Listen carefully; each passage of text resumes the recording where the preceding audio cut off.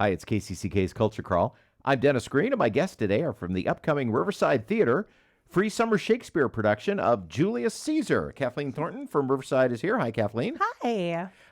Elliott Bales is back as well. It's been we decided 6 years since you've been. 6 years since I've been on this. This is my fifth show at Riverside. Yes. So my fourth summer. Well, welcome back. Glad to have you. Appreciate it. And Max Cline. Max, welcome. Thank you. Nice to have you all here. So Julius Caesar is the play, and we have Big Julie in the studio with us here. Elliott portrays Julius Caesar, so I know that off the top. And Max, tell me what your role is in the show. I'm playing Lucius, Brutus's young servant, and a couple other ensemble roles. Okay. And of course, you'll be a sophomore this year. I will be. I'll be a sophomore at Millikan University in Illinois. Okay. Huge theater background. As Yes. anybody who's specially associated with the Washington theater community has known for many years. But this is your first professional credit. It is my first professional acting credit, yes. Yeah. Congratulations. Thank you. That's very cool. So Kathleen will talk about specifics for the show in just a minute, but Elliott, I'm going to turn to you to ask what is the particular spin that Riverside is putting on this show, because you always have your choice. The script usually is the script, but how you dress that script can be very interesting, and that is definitely the case with this production. Well, I think we'll start with the spoiler alert if anyone wants to turn down the radio. Julius Caesar gets assassinated. So then we've got that out of the way. And then it goes beyond that. But no robes. No robes. No robes. No We're little do this. crowns made of grape leaves. Well, maybe. I don't know. That hasn't showed up yet. But no, we've deliberately chosen to set this in the 1930s period. Think Italy, don't think Chicago gangster. And so the rise of political factions and the women beginning to take a more active role, women beginning to wear pants. Dorothy Parker and some of the famous authors of that era and feminist activism.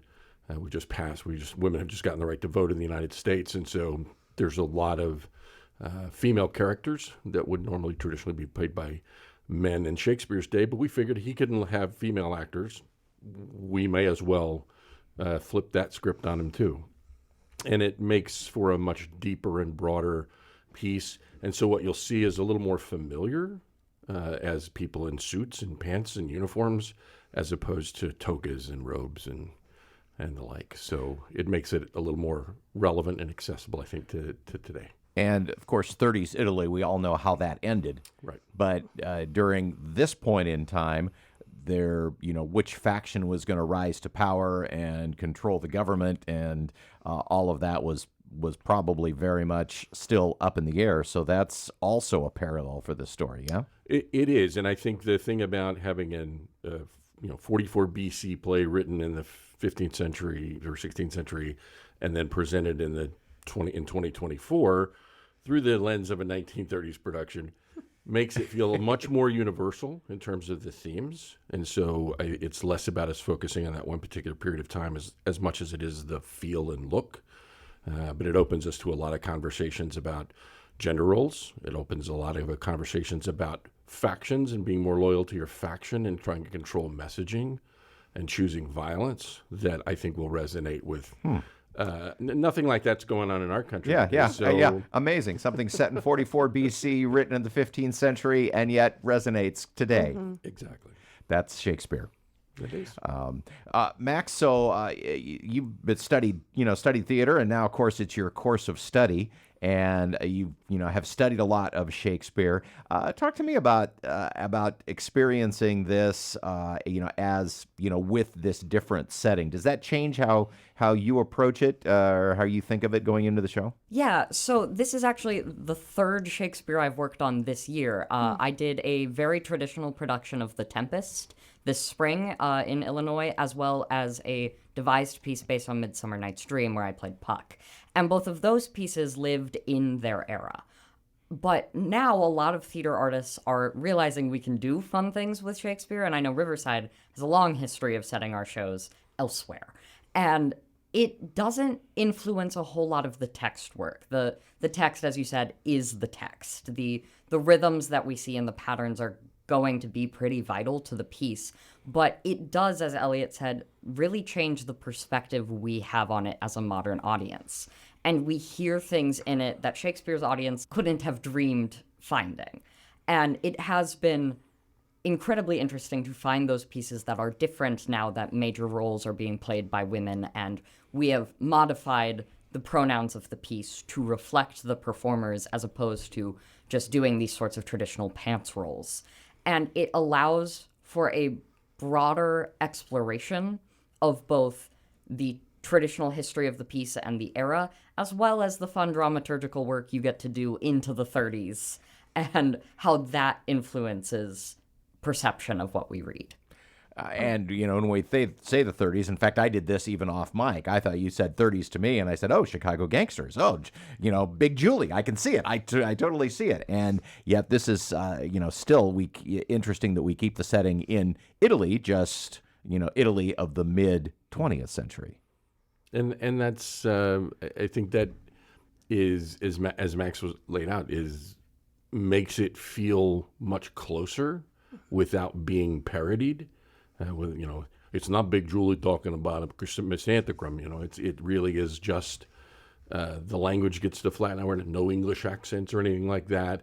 And so I think you can hear it both in the rhythm and meter, as well as the way we pronounce words, that you'll be able to access. And even maybe the first few minutes you go, language is a little bit different, but pretty soon you're into the rhythm and flow of hearing it. That's always been my experience. It always takes me half a scene to kind of get a feel for how the language works in Shakespeare, but then you're off to the races. Same thing happens in the first read through. So it's the same.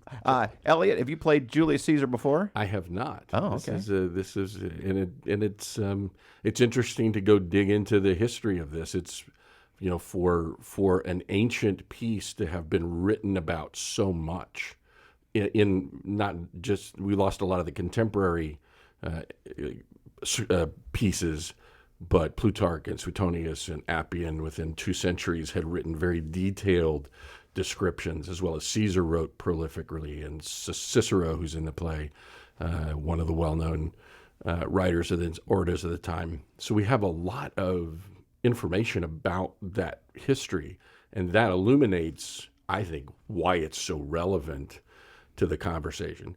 There's a few laughs, it's not going to be all gloom and doom, but it's a little more serious play, and I hope that people will walk away, not that the play has a bow on it at the end, but will walk away with a whole new conversation opened, and they'll go to one of the fine establishments in Cedar Rapids or Iowa City and sit with the friends that they went and enjoy a piece of pie or a cup of coffee or an adult beverage and talk more about what that means and how it feels. As you dug into studying some of the writings and profiles associated with Julius Caesar, was there anything that surprised you, or anything that you thought you knew about this time and this character that you didn't know? Because so much of the narrative is written by wealthy men, then they tend to lean into the story of Brutus and Cassius, saying, "Oh, he was a tyrant. He wanted to be a king." Actually, Julius Caesar was one of a group of about 100 years of leaders called the Populares, and their focus was on changing the role of the Roman government to expand and be able to handle a larger citizenry, veterans benefits for the soldiers that had served, redistribution of land that had been seized by many of these senators who murdered him. So he was really disrupting this set of leaders who were oligarchs. They controlled commerce. They constantly kept the state at war, and he was trying to change that. And got his just reward for trying to make some changes. Take care of the people, and people in power will resent it. Kathleen, for some years now, the Summer Shakespeare series has been free. Yes. Yeah, Riverside Theater really believes that Shakespeare is for everyone. And yet so many of us haven't always had the best experience with Shakespeare in our past. I say that as a former teacher. I get it. Like, it's not always the most accessible or interesting when you're reading it on the page, especially as a young person in school. And yet our goal is to help make sure that everyone can both come and see these incredible professional actors do what they do, as well as have a new experience with Shakespeare. And that's for those who are 6, 5, 4, 3. We've got babies in the audience all the way up.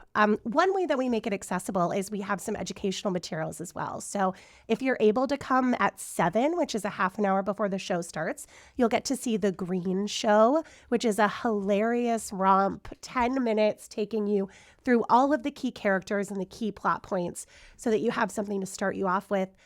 And then every program has an educational insert in it that takes you spark notesy, if you will, like act by act through what's happening, as well as a character chart to show you who is related to whom. Our goal is that you come in with all the bits and pieces, you know the story, so you get to see them add those depths and layers to it. And concessions? Yes, yeah, absolutely. Because I the love show theater, is- but I'm mainly about the food. Yeah, so are we. I mean, you're out there in Lower City Park, and so we've got you taken care of. You're welcome to eat or bring a little something on your own, but we've got tons of beverages, popsicles, snacks, Oasis food packs. You can make a whole dinner of it out there at the festival stage before the show. What time do things, you mentioned the Green Show at 7. Yep, Green Show starts at 7. When do people kind of start? Is there a time when people start to arrive? Is there kind of a gate time or a door time? Yeah. People show up sometimes as early as 6:30 to get their seats. But we do have traditional theater seating, comfy, cushy chairs. You're welcome to bring your own or a blanket to set up on the lawn and the outside. But we have plenty of seating in the theater as well. It's completely free. You come, you throw a jacket over it or a pamphlet down. And then our show starts at 7:30 with an intermission in between. You really get to see it go from dusk to dark all together in the theater space. And I should say that free Shakespeare is free for everyone to come to, but it's not free to produce. And we're so incredibly lucky to have Imon as our presenting sponsor, as well as some incredible additional sponsors who really help enable us to make this show possible. Yeah, I always think that everybody knows where this takes place. But the other piece is that this is in Lower City Park in Iowa City. And even though we've talked about how the setting, where the costumes and sets are concerned, have been modernized, you get to see this in a space that is very similar to how it was originally staged in England 500, 600 years ago, which I just love that. Only with comfier seats. Oh, yeah, absolutely. No standing unless you want to. And I know Iowa people know how to tailgate. So I would love to see theater tailgating become a thing in Lower City Park. Absolutely. We've got lawn games provided for everyone there. It's a beautiful park to walk around in. There's a kids' playground. There's really everything you would need for a wonderful summer evening. All right. Well, it's free Summer Shakespeare with Riverside Theater opening June 14th and running through the end of the month, yes? Yep, that's right. We run Thursdays through, after the opening weekend, we run Thursday through Sunday, and every show is at 7:30 p.m. All right. Max, I'm going to give you the final word. Why should people come to this? I think that I grew up coming to the Riverside shows in the park, and they were so formative to the way I exist as an artist now, and it is an incredible honor to get to be a part of that legacy and something that was so important to me, but it is so relevant to the world right now. And theater, when done well, can create a lot of change. And you can have a little fun along the way. So come see us kill Elliott. It's a great time. Exciting stuff. Nightly. Nightly.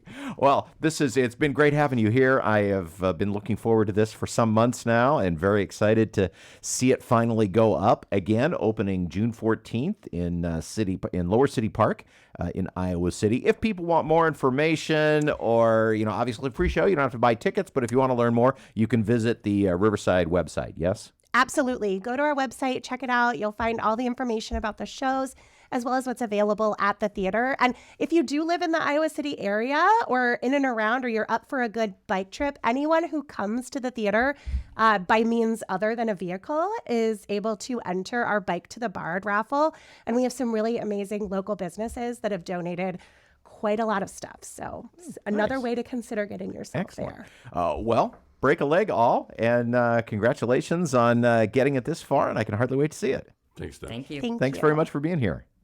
You can hear the Culture Crawl live on the radio many weekdays at 10:30 or download the podcast. Watch or listen on your own schedule at kcck.org/culture or using your favorite podcast app. You can watch a video of our interviews on the KCCK Facebook or YouTube channels. Our producer is Lydia Kilgore. I'm Dennis Green, and I'll talk to you later.